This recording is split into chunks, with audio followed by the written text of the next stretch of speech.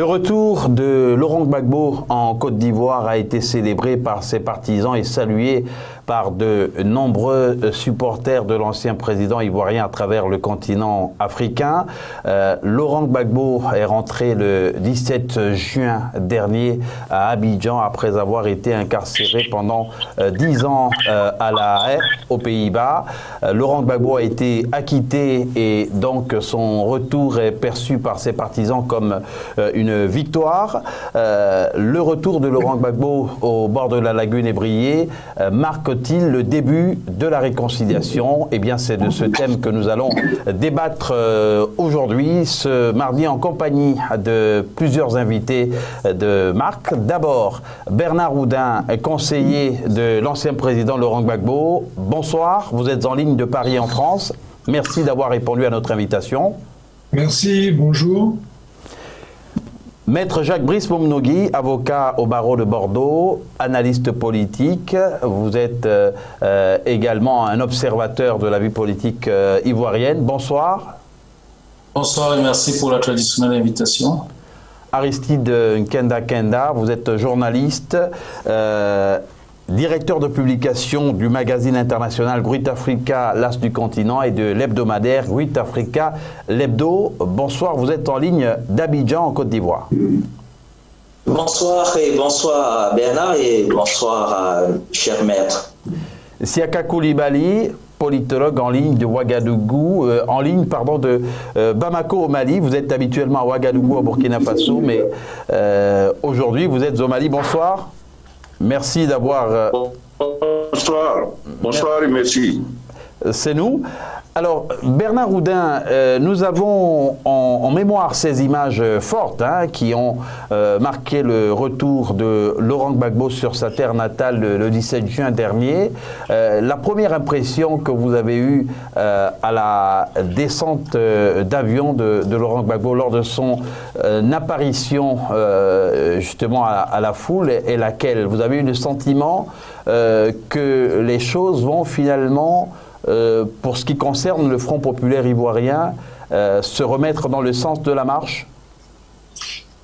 Je dirais d'abord que cette arrivée du président était pour moi l'aboutissement d'une longue bataille. Et je me souviens que le 11 avril 2011, interrogé par une télévision française, j'étais en mission à l'époque des événements, et j'ai pas pu rentrer en Côte d'Ivoire, bien entendu. Et j'avais dit à cette télévision que quelle que soit la situation, quel que soit le sort qui sera fait à Gbagbo le 11 avril, l'histoire avec un grand H rendra raison à Gbagbo. Et ce 17 juin, l'histoire a commencé, enfin a continué à donner raison à Gbagbo. La première étape, c'était l'acquittement, qui s'est passé en deux séquences, l'acquittement de la chambre d'instance, plus au mois de mars dernier, la confirmation par la chambre d'appel de la CPI. Et aujourd'hui, avec l'arrivée du président en Côte d'Ivoire, nous allons aller à la troisième étape, qui est celle qu'on attendait avec le président depuis très longtemps, c'est-à-dire la réconciliation nationale en Côte d'Ivoire. La réconciliation n'étant pas tout le monde il est beau, tout le monde il est gentil, mais de retrouver les valeurs du pays, remettre les choses en ordre et faire en sorte que les uns et les autres, quelles que soient leurs opinions politiques, religieuses ou autres, vivent dans un pays ensemble. Et c'est ça le fondement de la démocratie. Et comme dit le président, la démocratie, c'est d'abord le respect de la loi et de l'application de la loi. C'est comme ça qu'on pourra fonder une véritable démocratie en Côte d'Ivoire, et en espérant que ça se propage aussi en Afrique, parce qu'il y a encore beaucoup de pays qui ont besoin de passer par cet aggiornamento, si je puis dire. Aristide Nkenda Kenda, vous avez une lecture de cette actualité qui est peut-être un peu différente. Vous considérez qu'il faudrait d'abord rendre justice aux victimes? Je crois que le fait que le président de la République, Alassane Ouattara, demande à tous les exilés de rentrer, c'est qu'il a donc compris, c'est qu'il a donc décidé qu'il faut qu'on aille à la réconciliation. c'est vrai qu'il y avait au départ une volonté de rendre justice, mais je crois qu'à un moment de la vie d'une nation, il faut aller de l'avant. Je crois que le président de la République, en prenant une décision en Conseil des ministres pour demander à l'ancien président qui a été acquitté de rentrer dans son pays et de voyager librement, ainsi que Charles Bégoudé et tous les autres exilés d'ailleurs. Donc, le volet de justice est quasiment derrière nous. Ce qu'il faut faire maintenant, c'est de construire, comme a dit Bernard, une société où les Ivoiriens vont vivre ensemble, en bonne intelligence avec tous ceux qui choisissent de venir vivre en Côte d'Ivoire. Je crois que nous sommes dans un processus. Vous avez posé la question à Bernard de savoir quel était le symbole lorsque Laurent Gbagbo atterrit à l'aéroport. Je dois simplement dire que on a vu quelqu'un que ses partisans attendaient, mais il est devenu un observateur un peu résigné face à tout ce qui se passait. Siaka Koulibaly, vu de Ouagadougou au Burkina Faso, comment cette actualité a été commentée? Laurent Gbagbo est populaire dans de nombreux pays africains. Est-ce qu'il a également, de par son aura, été très acclamé lors de son arrivée à Abidjan? La réaction des Burkinabés à l'arrivée de Laurent Gbagbo en Côte d'Ivoire n'a pas suscité des liesses comme cela a été à Abidjan, pour la simple raison que les uns et les autres considèrent cette arrivée comme étant dans l'ordre normal des choses, de sorte que on voit peut-être plus loin en se disant que signifie cette arrivée de Laurent Gbagbo en Côte d'Ivoire. Est-ce que les gens même avaient, d'aucuns avaient des appréhensions sur la suite de son arrivée? Est-ce que le pouvoir ivoirien ne lui aurait pas fait une arnaque en le faisant rentrer pour l'attraper? Donc voilà, il y avait un peu d'expectative en ce qui concerne l'opinion burkinabé. Les autres pays, le supporter de Gbagbo Laurent, traditionnellement les acteurs politiques de gauche qui font la jonction avec Laurent Gbagbo donc sur un certain nombre de thématiques. Mais il y a aussi le ressenti vis-à-vis de la gestion de cette question d'ivoirité qui a été essentiellement tournée contre les Burkinabés, si bien que qui ont été touchés par les événements des 10 années passées par Laurent Gbagbo à la tête de la Côte d'Ivoire. Donc ici, c'est une opinion assez divisée, pas très homogène, pas très unanime en ce qui concerne Laurent Gbagbo. Mais pour ce qui est de son arrivée à Abidjan, beaucoup sont d'accord pour considérer que cela participe à la réconciliation nationale en Côte d'Ivoire et que cette réconciliation nationale est souhaitable, de sorte que la Côte d'Ivoire retrouve une stabilité politique qui permet à la Côte d'Ivoire de jouer son rôle sous-régional, qui est celui d'une puissance économique qui permet aux autres, surtout les pays de l'intérieur, comme le Burkina Faso, le Niger et le Mali, de souffler économiquement à travers le corridor qui les permet d'arriver à la mer et de faire des échanges internationaux. Donc tous ces paramètres sont mis en contribution et cela fait que l'arrivée de Laurent Gbagbo est appréciée plutôt positivement parce que ça va dans le sens donc d'une normalisation. Maître Jacques-Brice Momnogui, Laurent Gbagbo a eu des mots très affectueux pour les nombreux Africains qui l'ont soutenu à travers le continent. Il a dit être d'abord ivoirien, mais être également conscient qu'il est aussi africain parce que les Africains l'ont soutenu à travers le continent. Ça, c'est pour résumer un peu ces propos. Vous avez été personnellement touché par cette marque d'attention? Je crois qu'il faut d'abord dire, rappeler toujours l'histoire, la grande histoire, disait un peu M. Oudin. Lors du procès de l'U16, Carbon le 16 qui le défendait disait qu'il allait s'incliner, il appelait les juges à s'incliner devant la grande histoire, qui est celle qui dure pour les siècles. Souvent, nous nous rapprochons à la petite histoire. Je crois que le retour de Laurent Gbagbo après un procès dans une juridiction qui est généralement considérée comme étant une juridiction où très peu de personnes obtiennent des acquittements, d'autant plus quand il s'agit de présidents africains, il s'agit quand même d'une première. Il suffit pour cela de reprendre simplement la motivation de la décision qui a été rendue, les deux décisions, pour se rendre compte d'un point de vue juridique combien il est important cette décision d'un point de vue du droit, de considérer qu'on peut se présenter devant le justice international avec toute l'opinion, la majorité de l'opinion médiatique contre soi et en ressortir blanchissant. C'est une grande victoire au regard de la grande histoire.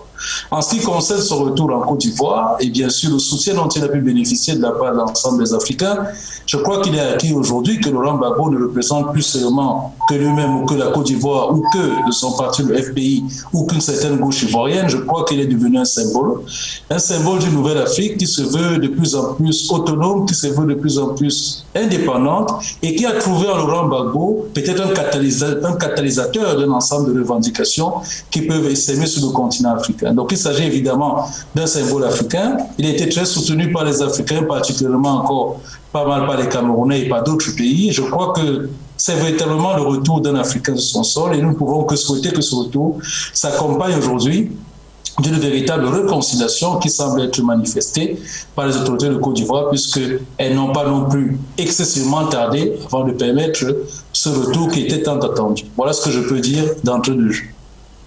Et le retour de Laurent Gbagbo a également coïncidé avec ce qu'il y a bien entendu eu précédemment comme actualité en Côte d'Ivoire. On a ces problèmes sécuritaires qui se sont posés ces dernières semaines avec plusieurs attaques et il y a aussi cette observation faite par le Front populaire ivoirien concernant une forme de, pas de recrudescence de violence, mais la multiplication d'actes de violence relevés à travers le pays.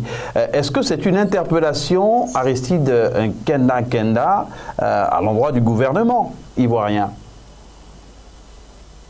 Une interpellation? Alors, il faut dire une chose, il faut préciser que quand on parle du Front populaire ivoirien, c'est le Front populaire ivoirien légal. Qui est dirigé par Pascal Affi-N'Guessan. Oui, mais on a deux factions. Il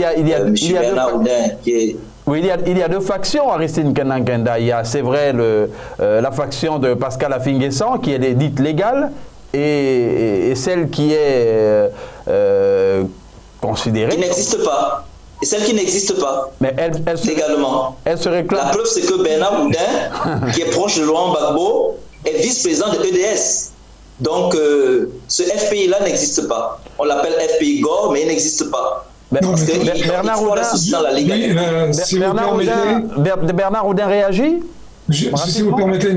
Kenda, je vais clore ce débat parce que il n'a pas lieu d'être pour une simple raison, c'est qu'il y a historiquement un FPI, que la justice, entre guillemets, de M. Ouattara il y a quelques années, à partir du congrès de 2013 qui devait se tenir à Mama, a voulu empêcher M. Gbagbo d'être président et on a fabriqué un FPI, entre guillemets, légal au tribunal d'Abidjan, mais on ne fabrique pas la volonté populaire.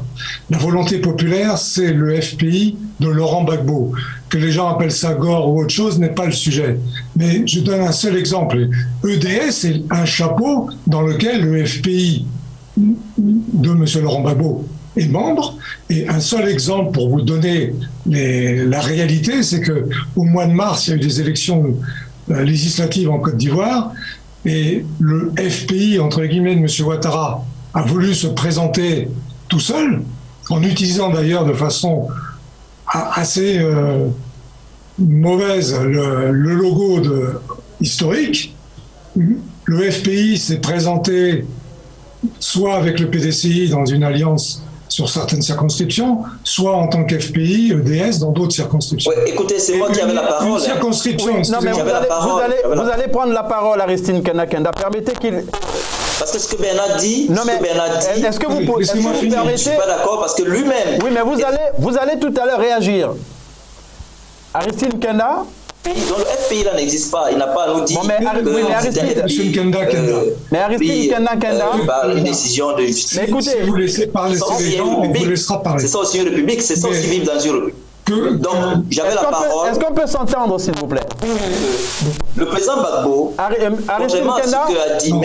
Aristide Kenda, s'il vous plaît, je vais vous interrompre pour permettre à M. Oudin de finir. Je vous entends pas, je vous entends. Oui, non, mais je disais que M. Oudin... Je vous entends pas. Monsieur Oudin avait la parole, on va lui permettre de finir avant que vous ne réagissiez. Ah ouais, mais c'est moi qui avais d'abord la parole. J'avais la parole, oui, non, il a voulu intervenir, alors c'est moi qui avais la parole. Oui, non, mais attendez. Voilà. Oui, non, mais permettez, s'il vous plaît, qu'il finisse. On va clore justement cette parenthèse parce que ce n'est pas l'objet du débat. Après son intervention... Mais on va pas se le laisser, dire n'importe quoi. Non, mais attendez. Mais s'il vous plaît, restons courtois. Aristide Kenda... président de EDS. On va le laisser dire n'importe quoi. Mais Aristide Kenda, on va rester courtois, s'il vous plaît. Vous permettez qu'il finisse et ensuite ce sera votre tour. C'est important pour la suite. Je clôt le débat. Une seule circonscription phare, celle de Cocody. Le secrétaire général du FPI de M. Afin-Guessant s'est présenté contre la liste FPI-PDCI et qui est le résultat 70% pour la liste FPI-PDCI et 2% pour M. Isiaka Sangaré, le soi-disant secrétaire général du parti de M.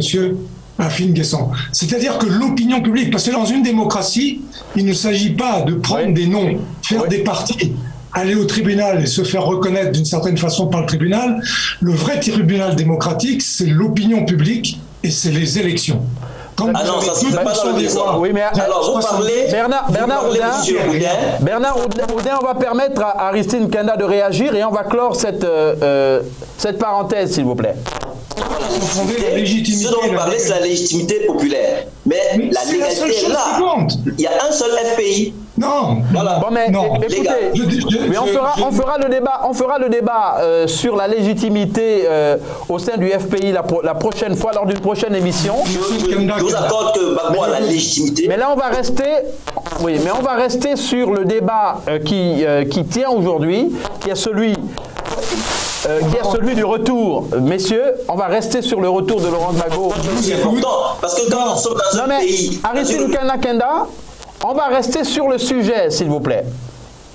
Les conflits internes au FPI, écoutez, c'est la... On ne rentre pas dans un débat. Non, vous n'avez pas à me dire ce que je dois faire, monsieur Oudin. Non. Monsieur Oudin, vous n'avez pas à me dire ce que je dois faire. Laissez-moi parler, dites ce que vous avez à dire. Maître Jacques Brice, nous n'allons pas rentrer dans un débat. Maître Jacques Brice Bomnogui, dites ce que vous avez à dire, ne me dites pas ce que je dois dire. Vous n'avez plus... Oui, mais vous n'avez plus la parole. Maître Jacques Brice Bomnogui, nous sommes dans un contexte en Côte d'Ivoire, bien sûr. Désolé Bernard Oudin de vous interrompre, on va passer la parole à... non, monsieur Oudin, on ne va pas continuer là-dessus. C'est la réconciliation et l'avenir. Exactement, on va rester sur la réconciliation et l'avenir. Maître Jacques Brice Bomnogui, la Côte d'Ivoire est un pays central dans la sous-région ouest africaine et Siaka Coulibaly l'a rappelé. Quelle devrait être bien sûr la suite. Il y a eu des condamnations qui ont été prononcées. Certaines voix indiquent que ces condamnations contre le président, cette condamnation qui frappe le président Gbagbo, entre autres, devrait être abandonnée. Ça devrait être une formalité à remplir pour avancer. Oh, une formalité, je ne sais pas. Si l'on considère que il y a une justice, d'un point de vue purement juridique, il ne faut pas oublier que ces condamnations ont été rendues en son absence, c'est-à-dire d'un point de vue purement technique. Il ne s'agit donc pas, comme on pourrait le penser, de véritables condamnations qui ont subi un contradictoire tel qu'il serait forcément nécessaire de les mettre en application. C'est mon point de vue du juriste. Il me semble que si on veut faire vraiment du droit, soit on refait un procès en présence d'intéressés, puisque les condamnations n'étaient pas là, mais dans le but d'une réconciliation véritable et du fait de l'acquittement quand même international du président Gbagbo par les juridictions de la Cour pénale internationale et dans une perspective de réconciliation, qu'il serait de mauvaise loi de tenir un procès ou de considérer qu'il faille nécessairement les enfermer, d'ailleurs ce qui serait techniquement difficile puisque les jugements ont été rendus en leur absence. Donc voilà, moi je crois qu'aujourd'hui, ce qui est vraiment important pour la Côte d'Ivoire, ça a été d'abord de savoir que finalement, ce que l'on pouvait penser reprocher au président Laurent Gbagbo d'un point de vue juridique n'a pas été reconnu par les autorités judiciaires. Mais d'autre part, la question importante, c'est ces victimes qui sont là, comment aller dans une véritable réconciliation globale avec l'ensemble des forces en présence. Et je souhaite véritablement que la paix puisse revenir en Côte d'Ivoire et que l'ensemble que les autorités qui sont quand même celles qui doivent initier ce mouvement, parce que j'ai entendu monsieur, je ne sais plus comment il s'appelle, qui s'exprimait en disant que le président de Ouattara a décidé véritablement dans vos premiers mots. C'est monsieur Aristide, monsieur Aristide Kenda, voilà, qui indiquait que le président Ouattara avait décidé d'aller à la réconciliation. On ne peut qu'en être heureux s'il le décide maintenant. Je pense que la réconciliation aurait dû peut-être intervenir dès le début de son mandat. Et je crois qu'aujourd'hui, il n'est jamais trop tard pour l'ensemble des Ivoiriens de se retrouver parce que c'est un grand pays d'Afrique, un grand pays d'Afrique de l'Ouest. Et je crois que tout le monde a vraiment besoin aujourd'hui en Côte d'Ivoire que la paix puisse revenir. Et je ne crois pas qu'il puisse y avoir de réconciliation sans un retour plein et entier de Laurent Gbagbo et sans le fait également qu'on puisse véritablement permettre à l'ensemble des citoyens de ce pays de vivre dans une véritable démocratie. Je crois que c'est fondamental de pouvoir retrouver la Côte d'Ivoire. C'est fondamental de pouvoir retrouver la Côte d'Ivoire. Siaka Coulibaly, en ce qui concerne le poids politique, eh bien, même ceux qui ne sont pas d'accord avec Laurent Gbagbo lui reconnaissent une certaine aura. Il doit pouvoir, de votre point de vue, en faire usage pour peser davantage à la concrétisation de ce projet de réconciliation? Moi, je vois le poids politique de Laurent Gbagbo à deux niveaux. Il y a d'abord effectivement l'aura personnelle de Laurent Gbagbo qui part donc de toute sa trajectoire politique qu'il a eue depuis de très longues années en tant qu'opposant historique à Félix Houphouët-Boigny. Aussi son passage à la tête de l'État ont rehaussé également sa stature d'homme politique africain de premier plan. Mais il faudrait aussi considérer la sphère de son parti, le FPI, qui de toute façon en Côte d'Ivoire reste une force de second niveau, hein, du point de vue de son implantation, du point de vue de sa ligne idéologique, hein, qui est beaucoup basée sur les intellectuels, notamment dans les enseignants d'université et les enseignants en général. Le poids individuel de Laurent Gbagbo me semble plus important que celui de son parti.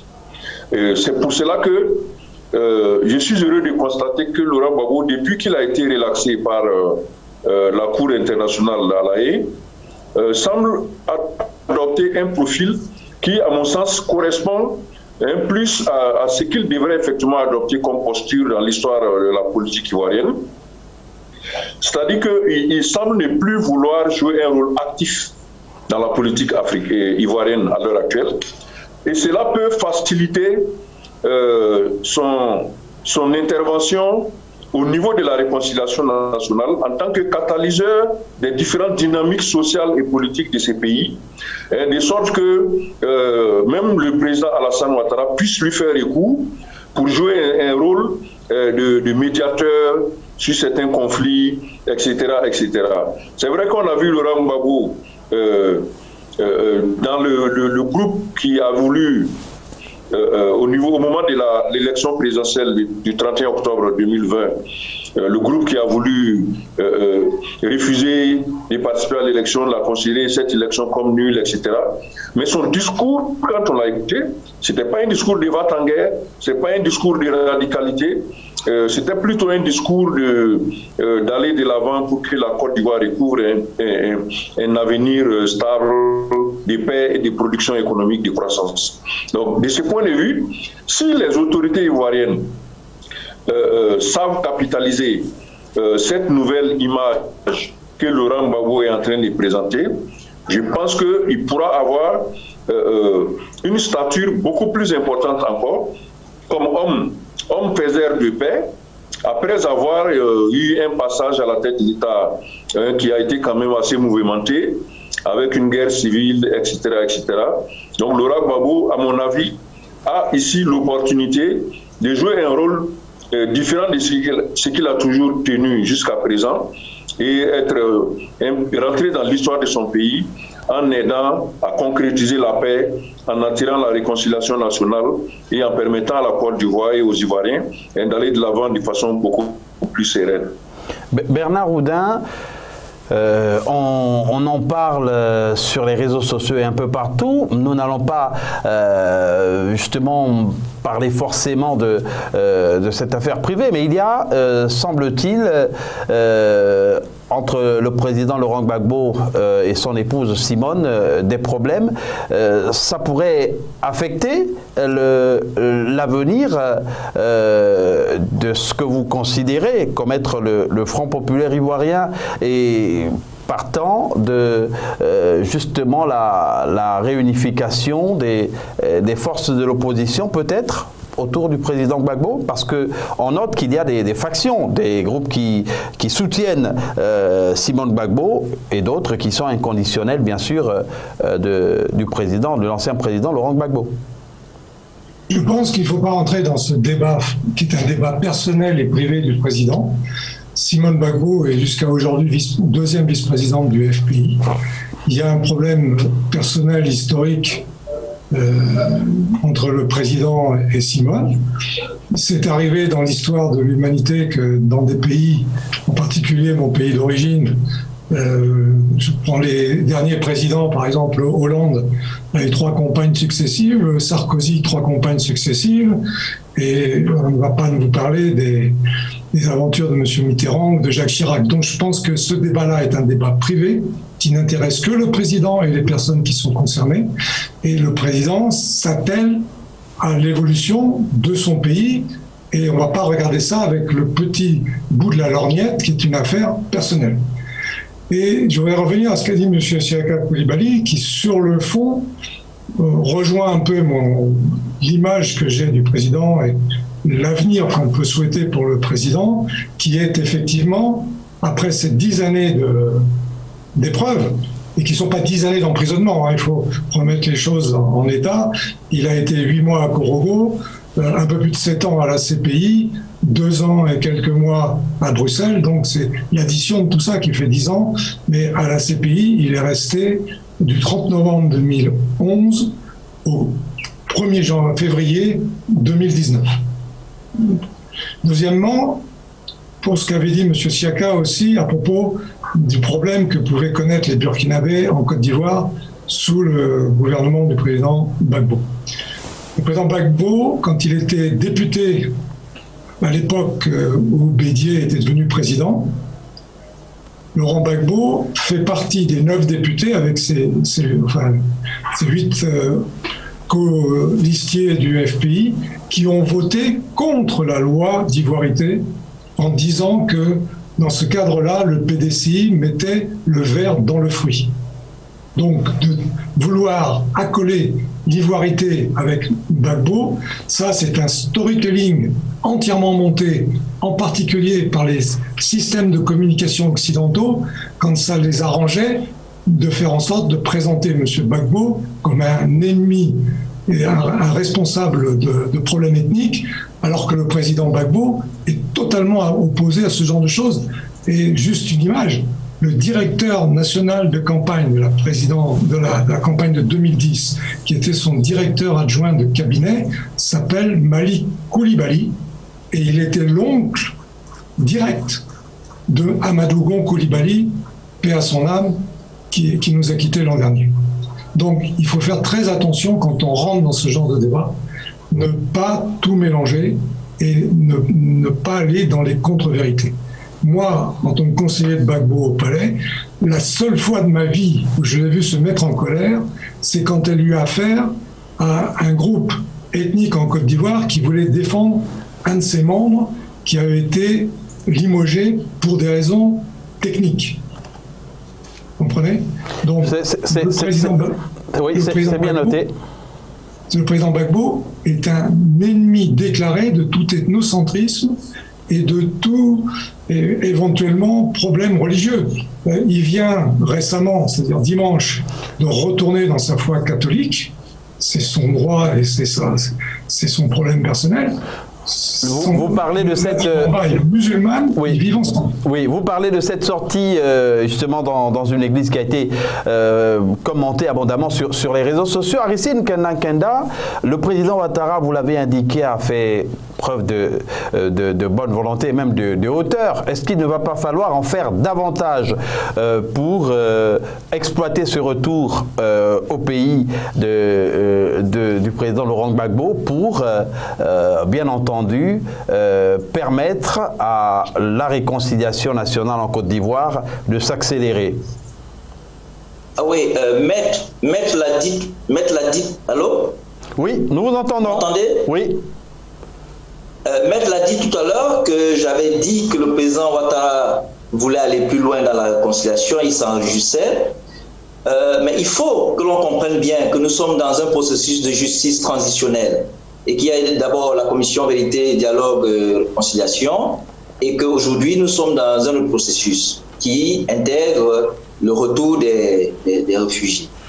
Souvenez-vous que les élections législatives de mars dernier étaient les plus inclusives en Côte d'Ivoire depuis plus de 30 ans. Donc nous sommes il n'y a pas eu de dégâts, il n'y a pas eu de violence et nous sommes dans un processus où on va aller plus loin. Mais surtout, il faut rappeler qu'il y a un problème, c'est celui des politiques de mémoire. C'est-à-dire que les États mettent sur pied des structures qui nous permettent de faire en sorte que les gens ne soient plus violents plus tard, mais seulement on se rend compte que malgré le temps passe, les gens reviennent et je crois que Bernard Oudin avait raison de soulever la question de l'ivoirité qui a parfois été mal interprétée, ainsi de suite. Donc je pense fondamentalement que nous devons passer à un autre cap.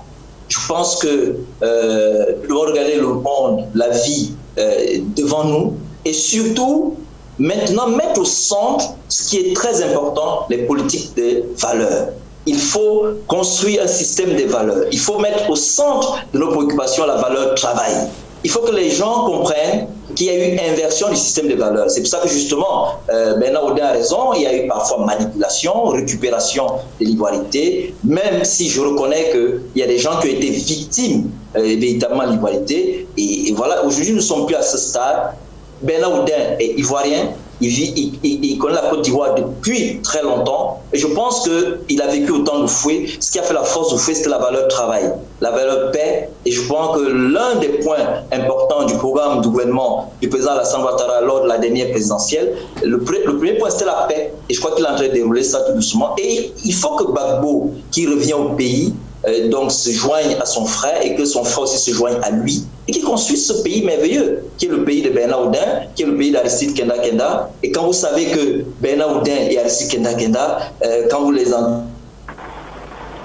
c'est des gens qui viennent d'un autre pays alors qu'ils sont ivoiriens, ils sont intégrés. Donc ce pays est merveilleux. Je pense que le retour de Laurent Gbagbo est un grand signe. C'est un très grand signe et je pense que lui, tout à l'heure, le maître disait qu'il doit jouer un rôle. Il le joue déjà. C'est vrai, je ne veux pas entrer dans ces histoires de couple parce que c'est la vie privée. J'avais déjà dit sur une chaîne qu'il fallait qu'il se réconcilie avec Simone. Parce que Simone, au-delà d'être son épouse, c'est une femme politique. Donc, il faut tenir compte de Simone. Ce n'est pas une petite dame. Donc, tout ceci participe à la construction du Côte d'Ivoire nouvelle et on peut la construire que dans la paix. Il faut construire, justement, il est impossible de construire sans la paix.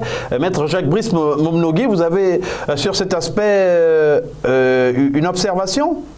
Parce que, à propos de l'ivoirité, bien sûr, on a vu que les politiques sont très habiles. Il y a eu, en fonction des intérêts, que la couverture a été tirée d'un côté comme de l'autre. Oui, je pense que c'est une question dont on a beaucoup parlé. Hein. Il y a des meilleurs experts que moi sur la question de l'ivoirité, que ce soit M. Oudou ou M. Keda. Je pense simplement... Mais l'ivoirité qui rappelle... Tel que je l'ai toujours exprimé sur ce plateau, Aziz, cela me semble vraiment fondamental. Lorsque les Africains auront dépassé ces frontières coloniales complètement virtuelles, nous n'aurons plus ce genre de questions qui se posent, l'ivoirité ou je ne sais pas de quoi. Concrètement, nous savons tous que un pays, en réalité, M. Keda parlait de valeurs, un pays, c'est une culture, c'est des traditions, c'est pas simplement une question de couleur de peau ou de naissance. On peut être né au Cameroun étant de parents français et être complètement camerounais de par le fait qu'on nous attachait aux cultures, aux valeurs camerounaises et inversement. Je crois que ce qui est fondamental aujourd'hui, au-delà du retour de Laurent Gbagbo en Côte d'Ivoire, on parle de paix, c'est également d'aller dans une perspective. Vous disiez tout à l'heure, vous posez la question de savoir si Laurent Gbagbo était devenu une personnalité véritablement complètement panafricaine, c'est de construire une nouvelle Côte d'Ivoire dans le sens du plus grand Afrique, d'une Afrique intégrée, d'une Afrique de valeur. Car c'est le véritable défi qui se pose à nous aujourd'hui. Nous avons longtemps évoqué sur ce plateau souvent les questions sécuritaires, les questions économiques, et nous voyons bien qu'aucun pays africain ne peut apporter une réponse tout seul.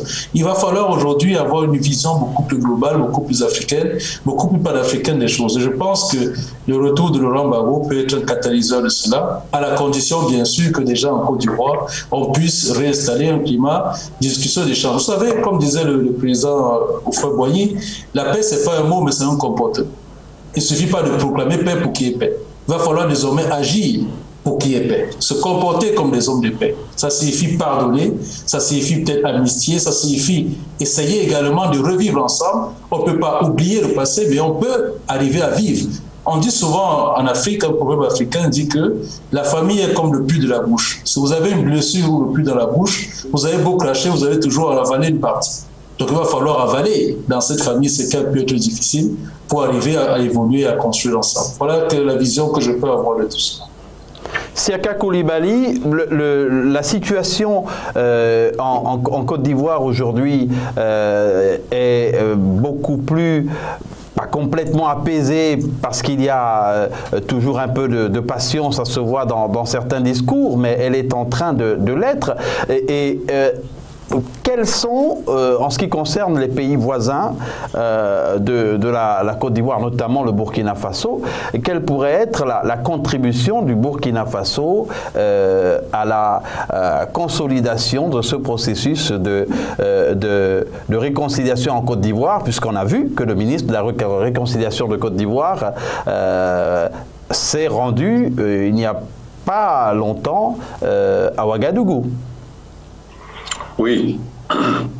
Les politiques publiques en général en Côte d'Ivoire sont assez interdépendantes des autres pays de la sous-région, en particulier du Burkina Faso, qui partagent avec la Côte d'Ivoire beaucoup de dimensions, les dimensions historiques de création de ces deux pays et de dissolution de la colonie de Haute-Volta, dont une partie avait été rattachée au nord de la Côte d'Ivoire. Les déplacements des populations également font que ces deux pays ont des connexions extrêmement importantes du point de vue social. Sur le plan économique, comme je l'ai dit tantôt, le Burkina Faso bénéficie de la Côte d'Ivoire d'une part, de par l'arrivée massive des populations qui viennent travailler en Côte d'Ivoire, mais aussi les flux économiques qui font de la Côte d'Ivoire un pays de transit pour l'économie ivoirienne. Donc il y a beaucoup de liens de diverses natures entre la Côte d'Ivoire et le Burkina Faso. Pour ce qui concerne la réconciliation nationale, vous l'avez vu, il y a aussi des synergies, des convergences de volonté politique d'aller à la réconciliation nationale dans ces deux pays, même s'il est vrai que le fond sociopolitique qui fait conduire à la réconciliation n'est pas le même pour la Côte d'Ivoire et le Burkina Faso. La Côte d'Ivoire a connu une guerre civile et de nombreux morts, tandis que le Burkina Faso, c'est plutôt des crises politiques, des crises sociopolitiques. Le fond n'est pas le même, mais il y a une passerelle sur cette question de la réconciliation qui est que la réconciliation doit permettre d'une part de corriger les problèmes de trajectoire politique que les pays ont connus, mais surtout toucher à la définition du rôle de l'État, des institutions, de la citoyenneté, un travail qui n'a pas été réalisé par ceux qui ont hérité de l'indépendance de ces pays et qui reste encore à faire. Et ces questions non résolues que partent en fait la plupart des insuffisances que nos pays connaissent aujourd'hui, que ce soit le taux de pauvreté élevé, que ce soit les questions liées à l'emploi de la jeunesse, et aujourd'hui ces questions de terrorisme qui sont aussi basées sur les inégalités socio-économiques que nos pays ont créées, qui n'ont pas été résolues par le passé. Donc, du point de vue de cette politique de réconciliation, il y a une possibilité de mutualiser les connaissances, les données socio-démographiques, etc., et les perceptions culturelles. Il y a aussi que la Côte d'Ivoire abrite une très forte population burkinabé, si bien que d'une manière ou d'une autre, le Burkina Faso, par l'intermédiaire de cette population importante qui est autour de 4 millions de personnes, influence la vie en Côte d'Ivoire, et ce sont des populations qui participent au processus politique, comme les élections par exemple, si bien qu'il est important qu'il y ait une convergence des vues, une convergence des politiques. Et d'ailleurs, je vous rappelle que la Côte d'Ivoire et le Burkina Faso ont en place un traité de coopération spécifique qui annuellement se retrouve. Les équipes dirigeantes des deux pays se retrouvent pour discuter d'un certain nombre de projets communs et essayer de trouver les solutions à l'échelle des deux pays de la sous-région.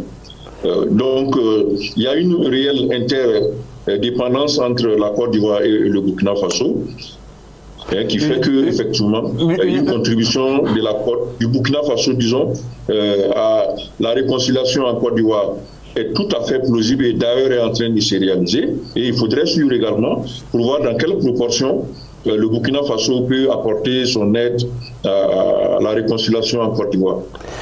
Et la situation en Côte d'Ivoire, en fait, les événements passés indiquent bien, selon pas mal d'observateurs, que certaines choses auraient pu être évitées, qu'il y a eu en amont pas mal de situations qui se sont accumulées, qui ont donné naissance à des frustrations qui ont débouché sur ces explosions qu'on a vues.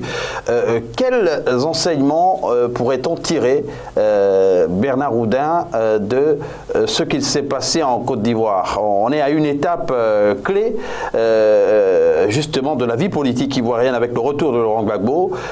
Comment devrait-on finalement se servir de tout ce qu'il y a eu comme dégâts pour, bien sûr, arriver à se propulser sereinement vers l'avenir? Bien, comme disait Churchill à son petit-fils, si tu veux comprendre l'avenir, il faut connaître le passé. Et il faut qu'on fasse table rase de ce passé, non pas pour l'oublier, mais pour s'en servir, pour éviter que ça recommence. Je vais vous donner 2-3 exemples qui peuvent être triviaux, mais qui sont significatifs. En 1995, il y a eu une élection présidentielle dans laquelle M. Ouattara a été exclu, et pour laquelle M. Gbagbo a dit, puisqu'il y a des gens qui sont exclus, je ne me présente pas moi-même. Et c'était juste après le débat sur l'ivoirité. Et il y a un monsieur qui était interrogé par le journal Fraternité Matin, qui était le grand journal d'Abidjan et qui était un peu plus seul à l'époque qu'aujourd'hui, et dans lequel le journaliste pose la question au politologue en disant « Mais l'ivoirité ?» Et le monsieur a répondu « Si l'ivoirité, c'est pour empêcher M. Ouattara d'être candidat, je suis pour. Il ne faut pas que les étrangers viennent nous dicter notre loi à nous, les Ivoiriens. » Ce monsieur est aujourd'hui directeur général de Fraternité Matin parce que c'est Venance Conan. Donc, voilà un exemple où les gens doivent essayer de faire une introspection, un retour sur eux-mêmes, pour faire en sorte que le futur ne ressemble pas au passé. Un deuxième exemple. M. Soro a dit que le coup d'État de 2002, c'était en fait pour libérer la Côte d'Ivoire d'un pouvoir fasciste. Donc le gouvernement ivoirien de septembre 2002 était un pouvoir fasciste pour M. Soro et les autres. Je vais vous donner quelques noms de ces fascistes qui étaient au gouvernement le 19 septembre 2002. Il y avait un certain Patrick Hachi, Premier ministre de Côte d'Ivoire actuellement. Il y avait M. Aoussou Jano, président du Sénat actuellement. Il y avait M. Amontano, qui a été plus de 20 ans le directeur de cabinet de Alassane Ouattara. Il y avait M. Amadou Soumaro, actuellement président de l'Assemblée nationale. Il y avait M. Adjoumani, qui a quitté le PDCI pour s'aligner sur les thèses du RDR. Et M. Amichia, qui est aujourd'hui le patron de l'organisation de la CAN de 2023 en Côte d'Ivoire. Voilà quelques exemples. Ça veut dire que la Côte d'Ivoire, à une certaine époque, avait fait en sorte d'essayer de vivre ensemble. Et il y a eu ces 15 ou 20 dernières années des tentatives de vouloir mettre en place des gens pour les intérêts qui ne sont pas ceux des Ivoiriens. Parce que dans toute cette période-là, ceux qui ont bénéficié de tout ça, ce n'est pas la population ivoirienne, ce sont certains groupes internationaux, en particulier français, mais pas que, et qui font qu'aujourd'hui, la Côte d'Ivoire était un terrain labouré pour les autres, ce qui fait qu'aujourd'hui, la Côte d'Ivoire, si on le prend par rapport au monde entier, il y a un indice qui est devenu l'indice de référence, qui est publié par les Nations Unies, qui s'appelle l'IDH, l'indice de développement humain. La Côte d'Ivoire est aujourd'hui dans les 170 ou 171e. Pour exemple, le Gabon est dans les 130 ou 140. Et regardez où est la Côte d'Ivoire. C'est inadmissible. Donc, il faut qu'on fasse... Oui, pour vous, c'est la conséquence donc de toutes ces années... C'est la conséquence de l'inconséquence des gens qui ont voulu chacun tirer la couverture pour eux. Et il faut aujourd'hui que les gens comprennent que vivre dans une démocratie, comme avait dit le président Gbagbo à son investiture en 2010, il dit il y a la démocratie et la République qui sont fondées sur des lois, en particulier la Constitution. Et c'est le respect de la Constitution et des lois qui en découlent qui font qu'un pays se développe. On parlait tout à l'heure du comportement de Houphouët-Boigny. Pour des raisons familiales, Houphouët-Boigny venait dîner chez mes parents et j'ai, pour la première fois, dû croiser Houphouët-Boigny. Je devais avoir 5 ou 6 ans, mais on n'a pas eu un débat personnel ce jour-là. Mais vous arrivez à l'aéroport d'Abidjan, vous avez un immense panneau à la sortie de l'aéroport. La paix n'est pas un mot, mais un comportement. Et c'est une citation devenue célèbre. Mais c'est une citation qui est devenue célèbre et dont chaque Ivoirien devrait s'imprégner. Et comme on doit s'imprégner de l'autre mantra du président Gbagbo, c'est asseyons-nous et discutons. Parce que quand vous vous asseyez pour discuter, vous ne vous bagarrez pas. Asseyons-nous et discutons, c'est un appel, une sorte de... c'est un appel que M. Gbagbo a fait depuis sa plus grande jeunesse, quand il a commencé à faire de la politique. En 1995, on parlait de l'élection de 1995, le président Gbagbo disait déjà « asseyons-nous et discutons ». Absolument. Aristide Nkenda, maintenant que le président Gbagbo est de retour, on imagine que du côté du président Ouattara et du gouvernement, il y a forcément des mécanismes qui ont été élaborés pour progressivement arriver à se parler, à désamorcer toutes ces tensions et peut-être à les évacuer. Oui, il faut dire que les choses vont se mettre en place progressivement. Je pense que Alassane Ouattara, président de la République de Côte d'Ivoire, a montré suffisamment qu'il est un homme d'État, qu'il est respectueux des institutions de la République. Laurent Gbagbo, c'était un ancien chef d'État, c'était un homme politique qui compte en Côte d'Ivoire et même en Afrique. Il est de retour, il a été acquitté. Il est en Côte d'Ivoire. Progressivement, les choses vont se mettre en place pour trouver le moyen de se reparler, de construire la Côte d'Ivoire. Mais je voudrais quand même revenir sur ce qu'a dit Bernard Audin tout à l'heure. Parlant des mécanismes qui ont été mis en place, tout ce qui a été fait ne profite pas aux Ivoiriens. Moi, je pense que c'est un discours d'arrière-garde. Aujourd'hui, ce discours, c'est un discours panafricaniste, panafricaniste qui est quand même devenu désuet, qui est dépassé, qui est anachronique, parce que justement, les populistes, les hommes politiques populistes ont passé le temps à tromper le peuple avec ces discours panafricanistes. Aujourd'hui, ce qui est important pour l'Afrique, c'est de se réinventer, construire une société des valeurs où le plus méritant va avancer et tirer les autres. Ce discours où on passe le temps à dire que les gens viennent nous piller nos richesses, nous voler, c'est un discours de manipulation. Et généralement, ceux qui manipulent ignorent qu'ils sont manipulés pour manipuler. Il faut qu'on arrête avec ce type de manipulation. Il faut qu'on puisse apprécier et mettre la sincérité au centre. Vous considérez Aristide Kenda qui est revenu et dit j'ai dirigé la Côte d'Ivoire malgré les difficultés pendant 10 ans. Il y a un regard diatopique, diachronique qu'on peut poser sur ma gestion.